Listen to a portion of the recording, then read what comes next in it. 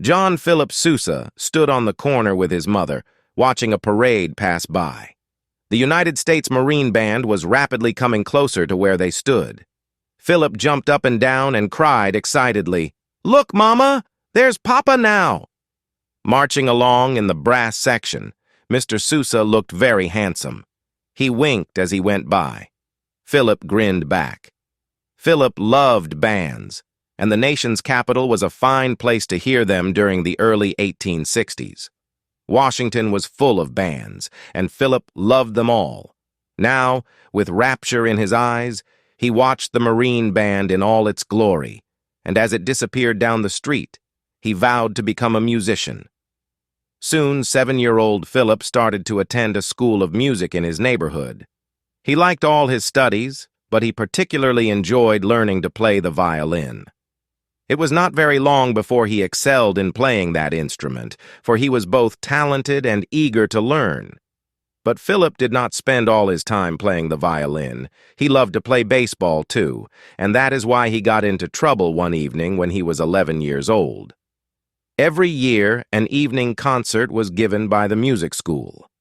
This year, Philip had been chosen to play a violin solo. For several months, he had been earning money by directing a small band. So the thought of playing in the concert did not make him the least bit nervous. And because he did not feel nervous, he did a foolish thing. On the very day of the concert, Philip pitched a game of baseball. He was tired and puffing as he came dashing home at supper time. Dirt was streaked across his moist forehead. His clothes were dusty and wrinkled. "I'm starved!" he cried as he passed the kitchen on his way upstairs. There was no answer, and suddenly Philip realized that something was wrong. The house was so quiet that he could hear the slow ticking of the big clock in the hall. "Where is everybody?" he yelled. Puzzled by the silence of the household, Philip ran into the kitchen. On the table, he found some sandwiches and a note from his mother. She had been called away suddenly by the illness of a friend. She would not be back until late evening. Philip looked at the clock. He would have to hurry to get to the concert on time. He washed, gobbled a sandwich, and ran to his room to dress. He looked for a shirt in the drawer where his clean laundry was kept. The drawer was empty. The laundry had not yet come back. "Oh," Philip moaned forlornly. "What shall I do? I can't play without a clean shirt." Suddenly, Philip realized that he ought to tell his music teacher, Professor Esputa, at once. He ran over to the school and gasped out his story. At first, the professor scowled with concern, but then he said, "That's all right. Run to my house. Tell my wife to give you one of my shirts." Mrs. Esputa quickly fetched one of her husband's white shirts, but when Philip put it on, she began to exclaim, "Oh, dear gracious!" The shirt was so large that Philip was almost lost in it. Hastily, Mrs. Esputa found a box of pins. In a twinkling, her nimble fingers pinned enough tucks in the shirt to make it fit Philip. They both heaved a big sigh of relief when the job was finished. Then, free from anxiety, Philip hurried back to the school. The concert finally began, and soon it was time for Philip's also. He stood up, placed the violin under his chin, and raised his bow. With horror, he felt a pin pulling loose in the back of his shirt. But he recalled how many pins had been inserted in the shirt and thought, losing one won't matter. Philip started to play. At first, his right arm moved back and forth slowly, then more swiftly.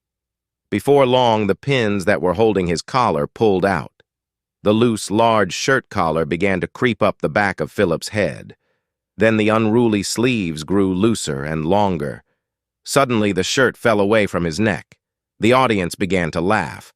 In embarrassed confusion, Philip forgot what he was playing and stopped completely. The disaster so upset him that he rushed off the stage and sulked in a dark corner. Fighting back tears, he mumbled gloomily, "I wish I were dead." Refreshments were served after the concert, but Philip was too busy to have any. He mingled with the crowd as quickly as he could, hoping to avoid Mr. Esputa. After a wistful look at the ice cream, Philip was about to slink out when a booming voice behind him scoffed, "Well, Philip, You made a nice mess of it." Philip turned and found himself face to face with his glowering teacher. With no sympathy for poor Philip, Mr. Esputa continued unreasonably. "No refreshments for you. You shouldn't have spent the day playing ball. You should have been preparing for the important work of the evening. You ought to be ashamed." Philip hung his head, sighed heavily, and trudged home. The incident left such an impression on him that he always remembered it. He never again tried to mix work and play. But that was not the last time that he got himself into trouble with Mr. Esputa. One day, when Philip was 12, both he and his teacher were feeling tired and cross. They got into a heated argument over a trifle. As a result, Philip returned home convinced that he no longer wanted to take music lessons. He discussed the matter with his father. "Well," commented Mr. Sousa, "it seems that you don't want to be a musician. Is there anything else you would prefer to be?" "Yes," said Philip. "I want to be a baker." Mr. Sousa's eyebrows flew up. "A baker?" he asked in surprise. "Yes, a baker," Philip answered firmly. "If that's what you want," replied Mr. Sousa, "I will see what I can do to get you a suitable position in a bakery. I'll go and attend to it right away." And he went out of the house. Soon, Mr. Sousa came back. "Well, son," he informed Philip, "I've been talking to Charlie, the baker. His shop is a few blocks away, and he'll be glad to teach you how to bake bread and pies. He is expecting you tonight at 8:30. "Good," said Philip, but with little enthusiasm. Mr. Sousa put his hand on Philip's shoulder and continued more seriously. "Philip, I've noticed that bakers aren't always well educated. I believe that it would be profitable for you to educate yourself beyond the level of most bakers. Perhaps you will then be more successful in your business. For this reason, I must insist that you keep on with your education, even though you stop taking your music lessons. When you have finished school, you can become a full-time baker." Philip willingly agreed to continue his education. At 8:30 that evening, Philip went to the bakery. There he watched the bakers at work, mixing bread and making pies.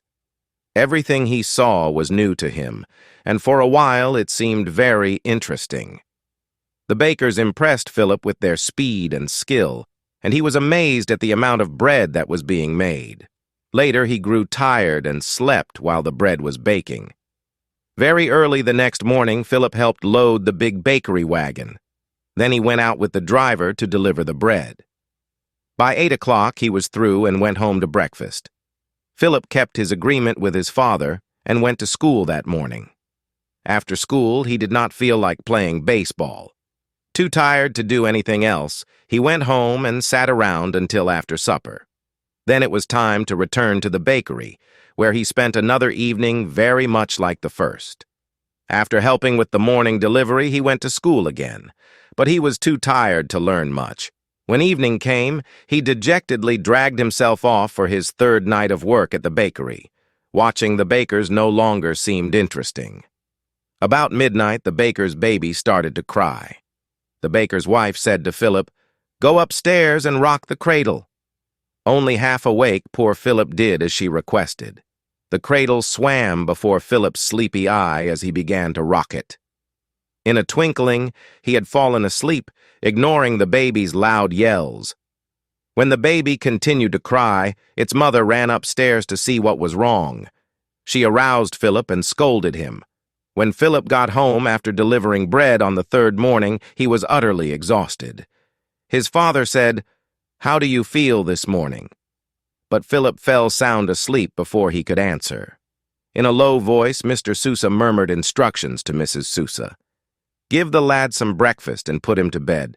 Let him sleep all day." That evening he said to his son, "Of course you still want to be a baker, don't you, Philip?" "No," groaned the weary boy. "I'd rather die than be a baker." "Then," concluded his father gently, "I think that the only practical course of action is to make up with Esputa and start your music lessons again." After that, Philip and his music teacher became the best of friends. The youngster studied hard, and because he possessed remarkable ability, he had gained a reputation as a fine violin player by the time he was 13 years old. One day while Philip was busy practicing, a man came to the door. He said, "I have been listening for 5 minutes. You play the violin very nicely." "Won't you come in?" asked Philip. "Thank you, I will," said the man. He stepped inside and continued, "Have you ever thought of joining a circus?" "Why, no, sir," said Philip in surprise. "I'm the leader of the band, in the circus that is showing near Pennsylvania Avenue," said the man. "If you should care to join us, I'd be most happy to employ you." Visions of a wonderful life in the circus flashed through Philip's mind. "I'd like to do it," he said wistfully, "but I don't think my father would let me go." "Don't tell him," said the man. The circus man's suggestion shocked Philip. "Oh, I couldn't just go off without asking him," Philip answered. "But often fathers don't understand what a very fine future there is for a boy who is traveling with a circus," the man argued. "I'll tell you what to do. Tomorrow night you bring your fiddle and go along with us when we leave. After we have been away for a day or two, you can write your father and tell him what a wonderful time you are having. Perhaps he won't interfere then. Otherwise, if you tell him now, he might forbid you to go." Philip finally agreed to report the following night. The more he thought about his decision and about the glory in store for him, the more elated he felt. At last, he could keep quiet no longer. He went next door to see his best friend. Tingling with excitement, Philip told his secret. "I am going to join a circus tomorrow night, Ed. I'll make a lot of money and become the leader of a circus band." Then he cautioned Ed not to tell. Ed's eyebrows arched and his mouth flew open. The news impressed him greatly. It was so much on his mind that he accidentally let the secret out at supper time. Later that evening, after Ed was asleep, his mother paid a visit to Mrs. Sousa. The next morning, Philip lay in his bed dreaming a delightful dream about being the director of a big circus band. Suddenly, he heard his father's gentle voice saying, "Good morning, son." "Good morning, Papa," Philip replied. "When you dress today," Mr. Sousa said, "put on your Sunday clothes." Philip was certain that it was not Sunday, but he obeyed his father's request. As he went downstairs to eat breakfast, he kept wondering, "Why did Papa want me to put on my Sunday clothes?" Mr. Sousa chatted with Philip in a friendly way until the end of the meal. Then he said abruptly, "We will take a walk." They had walked only a few blocks when Philip realized that they were headed towards the United States Marine Barracks. The boy wondered why his father was taking him there. He soon learned. Within an hour, Philip was enlisted as an apprentice to study music in the Marine Band. Mr. Sousa had confidence in his son's strong sense of duty. He knew the boy would not desert the Marines to run away with a circus. Years sped by, and eventually John Philip Sousa became the leader of the Marine Band. This band is the official band of the President of the United States. Sousa served as bandmaster for 5 different presidents. During these years, the big band went abroad several times and became famous all over the world. Sousa also became famous as a composer. He wrote more than 100 marches, and he was known as the March King. He wrote one of his finest marches for a special occasion. The Washington Post, a newspaper that is published in the nation's capital, held an essay contest. Prizes were offered for the best essays written by pupils in the Washington schools. A big day was planned for awarding the prizes. One of the events was to be a program of music played by the Marine Band. Sousa was asked to compose a march in honor of the happy occasion. The idea appealed to him greatly, so he set about composing this march. The great day finally came. The blue sky was dotted with fluffy clouds, and a breeze was blowing. People poured into the area around the big band. Soon thousands were waiting to hear the music. The children of Washington had been looking forward to this day for a long time, and nearly all of them were there. The trees around the bandstand were filled with boys who had climbed up to get a good view of the famous March King.